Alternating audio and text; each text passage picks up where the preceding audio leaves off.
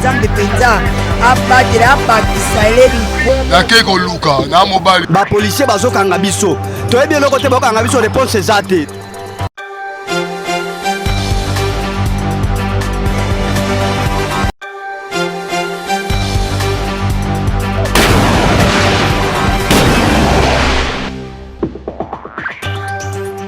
esango la bisika nyonso bozwi baku ya kolanda Mag FM édition ya mokola lelo ya moyi bandi mbote na bino.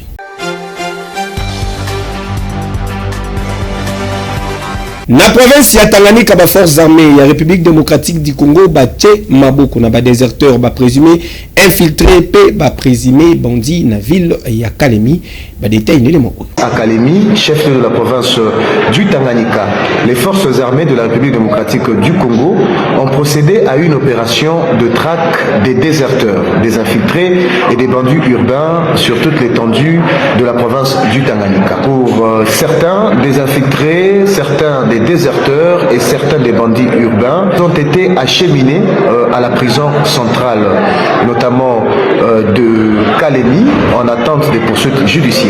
À cela, le commandant qui j'ai avancé et ainsi que le commandant des opérations recommandent à la population de ne céder à aucune panique ni mauvaise interprétation des faits, car cet exercice s'inscrit dans le cadre d'une routine sécuritaire et vigilance dans la province du Tanganyika.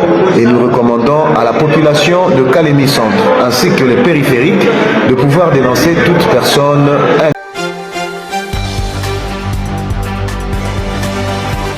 Application, il y a orientation, il y a parti, il est peste, tu sais qu'il est secrétaire général adjoint de Bizibou Balola, l'homme de la paix, a dit qu'on poursuivre la consultation dans Mbandaka.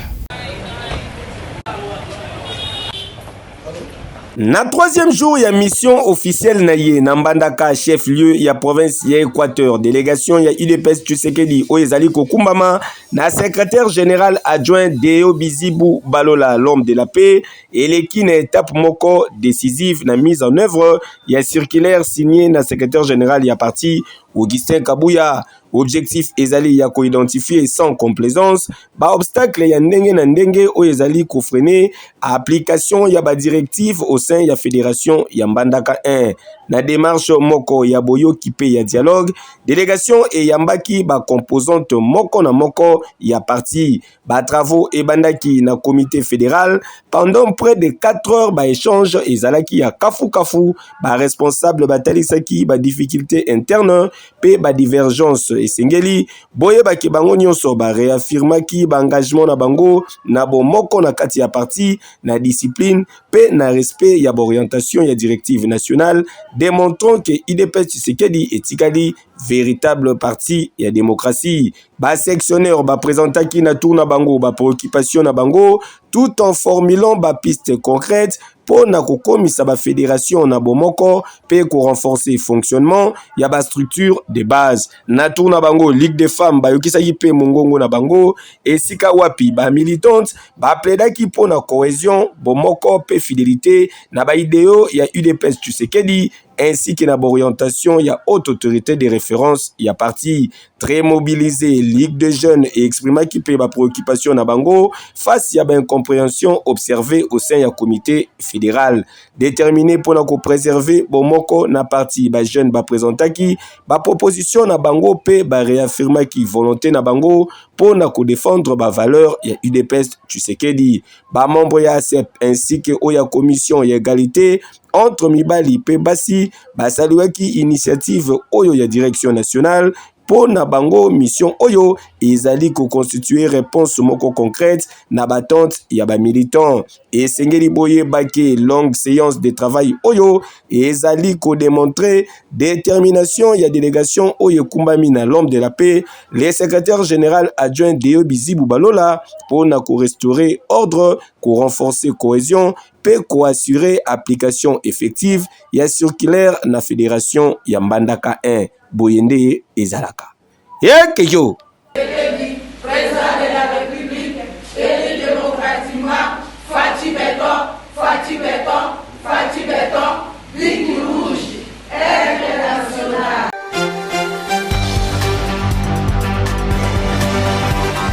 Nani esengeli azwa soin ya rivière de la Gombe tozali awa na avenue de la Libération ex 24 novembre et koma fulu na ndenge ya kosakana te. Reportage. Oyo bozali komona awa ezali lié ya décharge publique te kasi ezali nde bosoto evandi likolo ya mayi awa mutakoki kotambola na ye à l'aise akatisi pe na ngambu lokola zoleka kaka na mabele. Tozali awa na avenue de la Libération ex 24 novembre, plus précisément na rivière Gombe na ngambu ya commune ya Lingwala. Ndenge kaka bozali komona boye salite evandi likolo ya mayi, ba bidon epai, matiti epai, ba pneu, be pave ya ba congélateur, ba mbwa bakufa likolo nango, bakisa lisusu ba câble ya SNEL pe ba tiyo ya régie des eaux soki pe opusani kuna na musika oko remarquer ke mapangu nyonso babimisa batiyo na bango ya ba faux septique ya ba toilette awa na kati ya mai oyo bokondima te solo moko koma kobima awa na salite ya boye et pourtant ezali nzela bakondi balekaka awa tongo pokwa na 24 okoyoka kaka wa ba cortège ezali koleka kasi bamona salite oyo te yango population emituni yoka communication.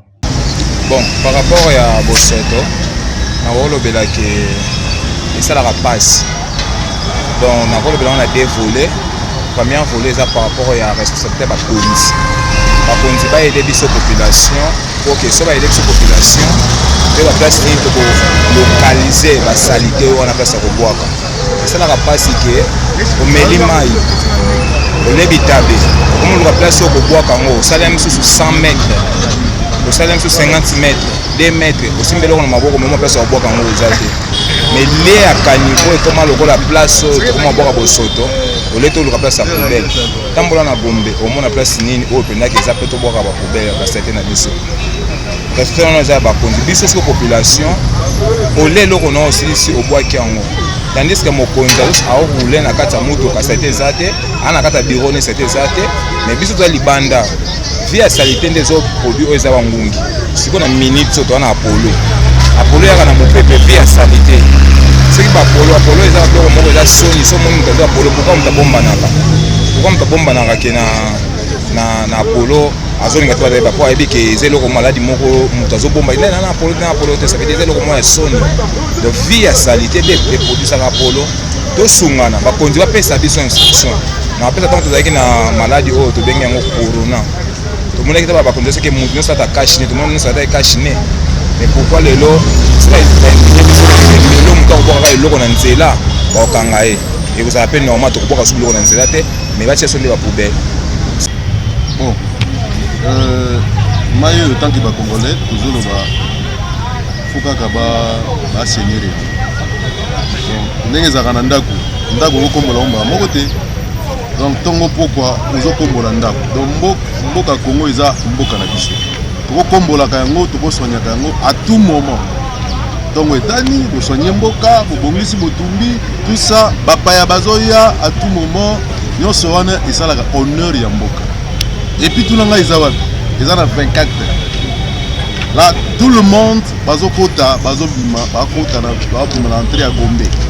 Donc on fait ça donc faut propriété zala comme la loi comme l'école balobi yango que la propriété c'est la grande règle de la santé. Donc so boye les hommes la maison bota ba maladie belé et puis ça la propriété dans la santé ba. Oh, dans balobi na constitution article 16 que la vie humaine est sacrée. Tolingi vie na biso bato za la sacrée na nyonso. Na biloko tozolia esika to vandi esika to lali donc un peu ça. Donc la propriété c'est la grande règle de la santé. Boye to umeli nango to umeli to lembi faut pas changer attends. Ba saigner nango et puis ceux qui ba saigner ba longola nango rapidement pour bangungi insectes pelé ba yaka na ba malade na kati ya bosoto wana. Et ça propreté. Esika ba bazo vanda esika bosoto ça c'est pas bien. Vraiment pas bon ça.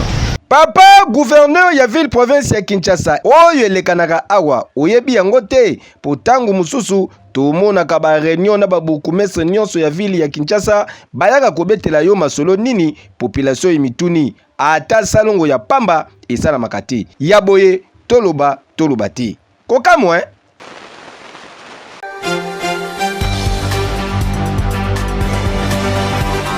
vulgarisation ya dit portant ba mesures incitatives na profit ya ba mutuelle de santé singeli bobaki élu ya Selemba au Antoine Musilwe ya Kitaki na marché Bayaka. Commentaire.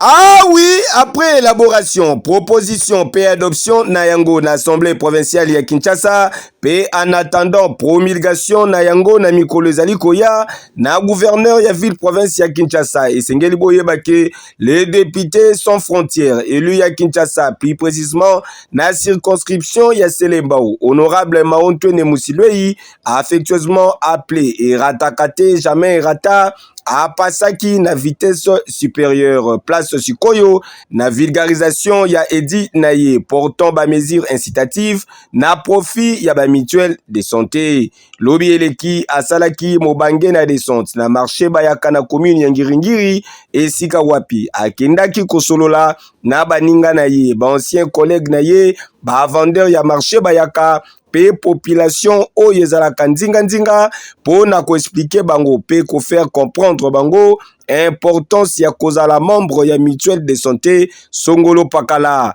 car initiative législative naye ezali kopesa ba avantage da ba membre ya mutuelle envie ya koapuye vision ya mfumu ya Kolo République démocratique du Congo son excellence Félix Antoine Tshisekedi Tshilombo Fachi Beton na oyo etali couverture ya santé universelle botika na yebisa bino ke masolo elekaki kitoko avec un pacte paix idéologie après explication détaillée oyo epesamaki na honorable Antoine Musilwe place ezalaki sikoyo na série ya G ya ba question réponse esika wapi mutu moko na moko azwaki ba explication claire et nette ti na satisfaction totale na suka ya cérémonie élu ya Kinshasa les députés sans frontières honorable Antoine Musilwe atalisaki sens ya démarche na ye kata mobeko to saraki pasi nini obisi no monaki na population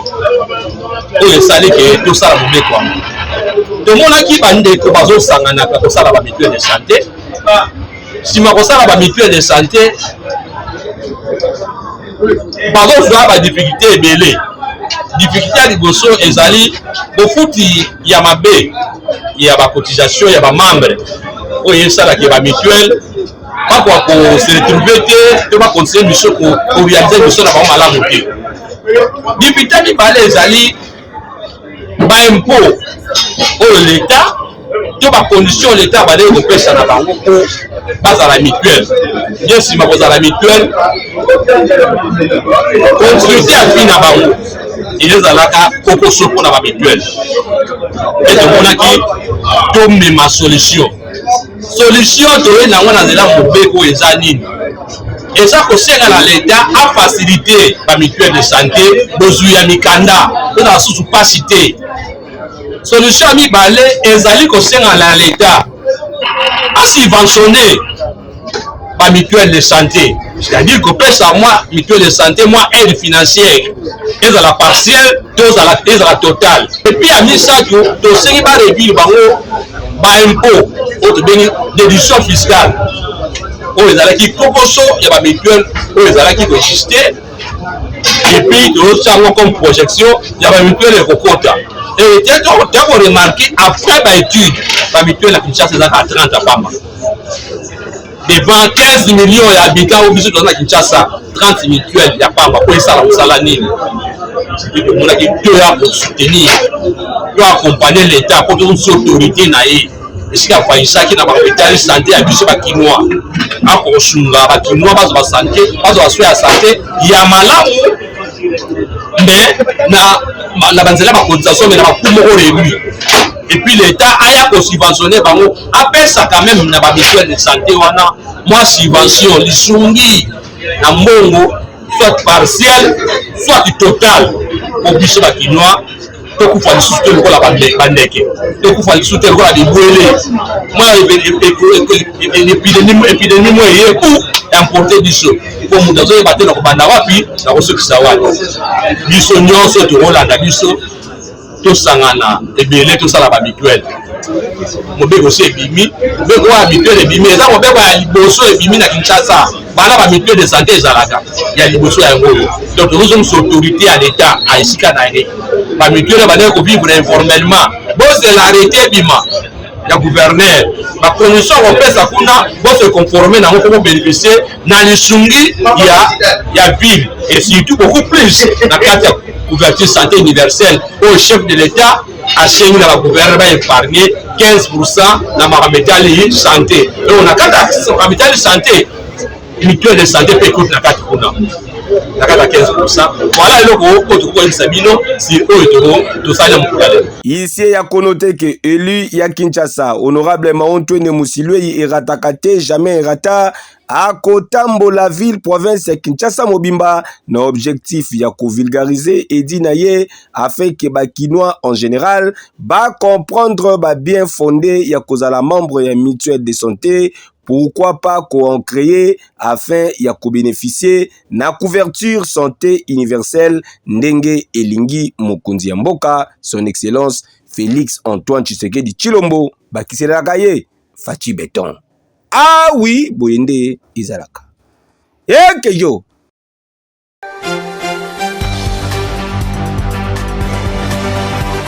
ASBL Fondation de l'Homme École des Congolais bazali ko poursuivre ba formation na bango na ba filière ebele il est temps bokinde koyekola.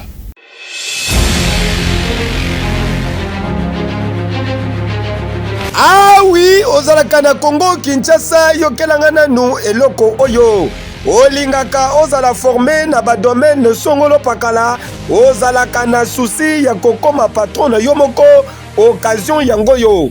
ASBL Fondation Maison de l'Homme École des Congolais oyo ezali centre de formation professionnelle bapesi bino ba opportunité ya koyekola na ba filière ebele bazali kopesa ba formation na informatique na Word P Excel, formation ya bagent d'accueil P ya protocole, formation ya bagent ya coiffure P esthétique, formation ya bagent ya peinture bâtiment P décoration intérieure, bakisa lisusu formation ya logiciel comptable Sage Plus Pay pona kotanga kaka wana.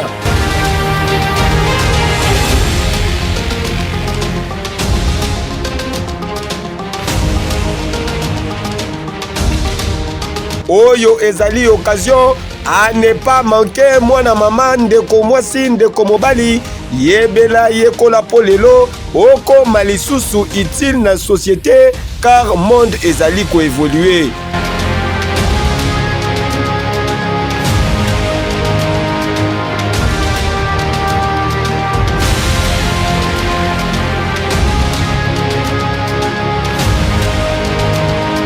Adresse ici Yebana na numéro 377 avenue au Congo na commune ya Gombe, référence rond-point Kinmazière pene ya GG Mart wana pe lisusu na commune ya Limete na 12e rue Poilou sokyo komi na Reizam oza mobimba.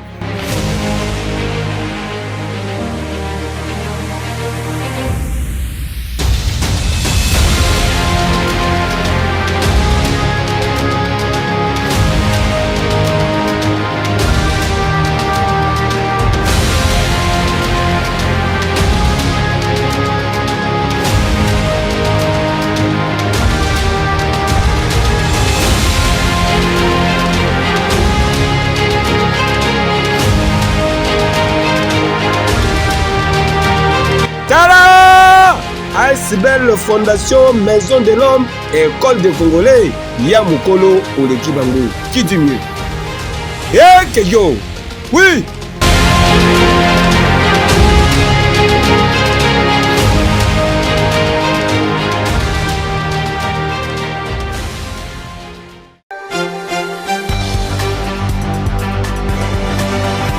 Initiative ya mwana mboka Alain Mbolela le Donald Trump congolais ko réussir awa na Kinshasa trash pick-up po na kolonga bosoto nyonso à travers la ville.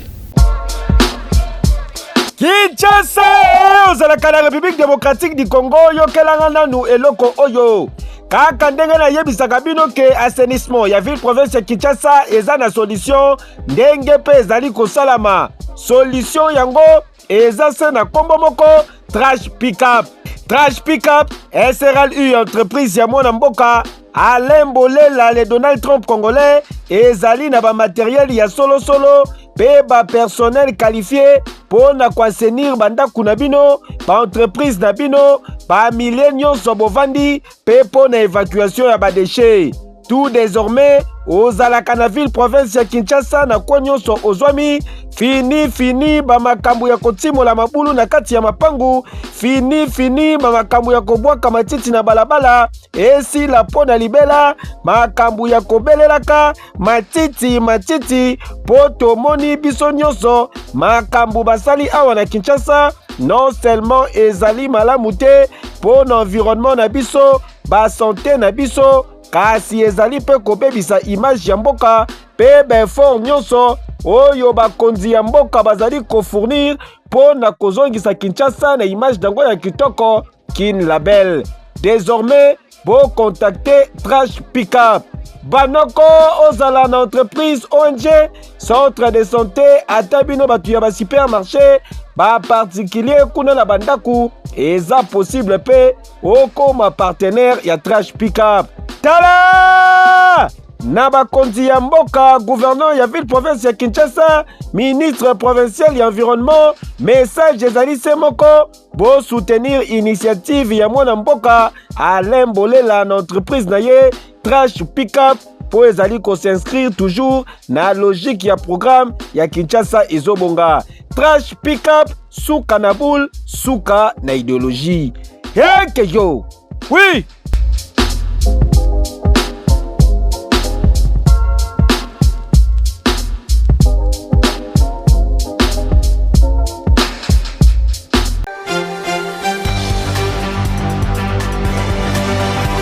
Vous avez besoin de production Songolo Pakala, en tout cas, il y a qualité et kitoko, contactez FM Prod.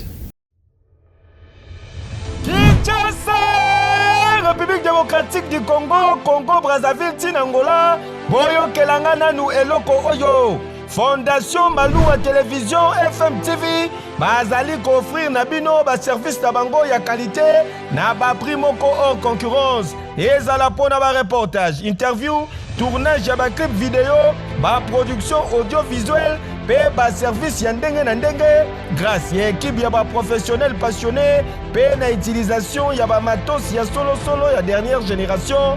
FM télévision azali ko créer ba contenu visuel percutant pe ya haute qualité oyo ezali adapté na ba besoin na bino. Bokanisi esili ouverture ya événement, film d'événement, conférence, ezala mariage, concert, tope d'événement Songolo Pakala. Esengeli boyeba ke mission ya FM télévision ezali ya ko mettre en lumière ba histoire na bino pe ko transformer ba idée na bino na ba image marquante. Pour na plus de précision, bokoki kokota en contact na FM télévision na ba numéro ezali affiché. FM télévision, nul n'a le droit d'être heureux seul sur la terre. Qui dit mieux?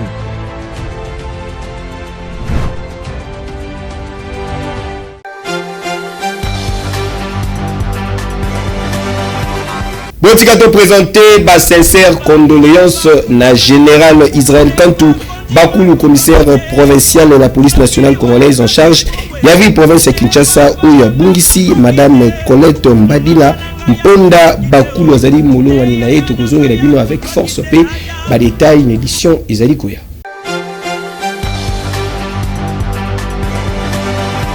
Pour poursuivre l'édition à Mokola Lelo, la page noire oyo.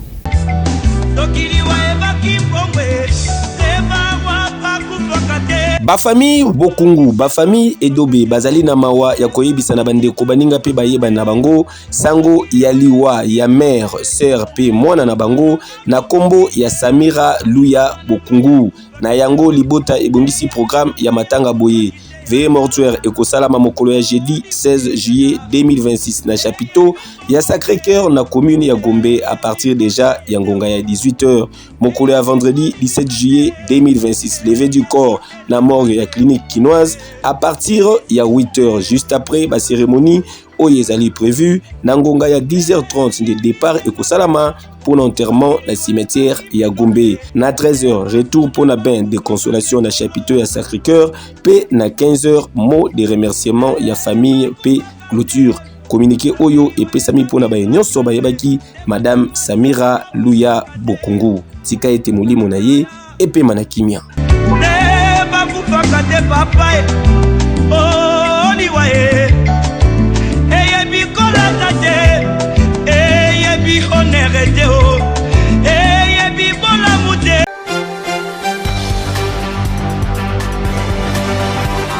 Na cadre article 15, débrouillez-vous pour vivre. Tokutana kina mwana mobali moko babenga kaye Chris botika na isabino ke musala ya zoba ezalaka te bolandelema oyo.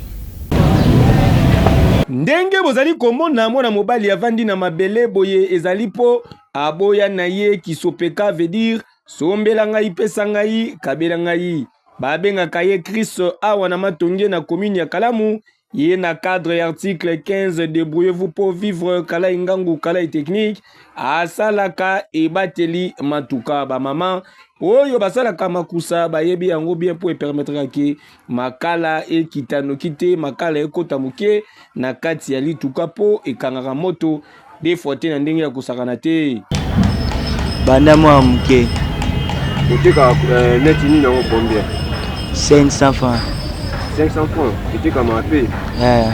Est-ce que vous avez un bana, mwana? Chris Azali Elenge, Azali na numona classe Azali na 5e mécanique, na école Mayamba na Kingasani. Grâce ya musala na ye oyonde, esungaka ye malembe, po na ba besoin na ye misusu. Yango asengi lisusu, ke ba konzi ya mboka, ba pesa ye maboko, ba konzi ya mboka, ba tia maboko na ba jeune. Konza mboka ba sunganga. Est-ce que vous avez classe 5e. Kasi na ba oyo batikala kananda ku goigo eleki basala geloko te Chris apesi toli. Conseil na pesa bango kol oyeba koluka mbongo ozala courage koluka mbongo makasi kobotola te osimba macheti te ozala makasi koluka mbongo eloka mutu te koyibelo ya mutu te luka mbongo na mutoki na yo ozwa. Maman ministre ya jeunesse maman Grâce Emi Koutino oyo pe izaba charge na yo maman oza na charge Chris azotalela yo. Dossier à suivre.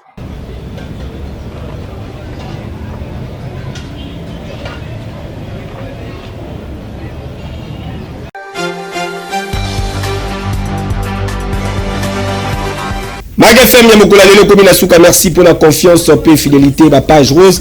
N'édition mokola lelo botika to souhaiter joyeux anniversaire na ingénieur Ig Pukuta Matoko motema ya madame Falon Lupesa les papas d'Insidil P Glory Del Pukuta bazali ko célébrer motama ya papa na bongo mokola lelo fête monene ezali ko sala mezali ko inda mabe avec impact pédagogique kolia komela ezali rendez-vous profitez bien na mokolo na yo que du bonheur pour poursuivre pour nous souhaiter les sous joyeux anniversaire na la joie bola mbuli ye pas ali ko célébrer motama na ye lelo mwana na biso azali ko fêter tozala longo na ye pe to sepelisa o elingi motema na ye to clôturer ba page rose pour na ko souhaiter joyeux anniversaire na Beni Balanga Jika ezali de la part ya Cédric Bokoko CBSien mon ami tozali ko sepela pe mokola lelo tozali ko lia pe komela avec impact pe idéologie bo sepela ki na ba image bo pesa merci mingi na infatigable Torres Atibu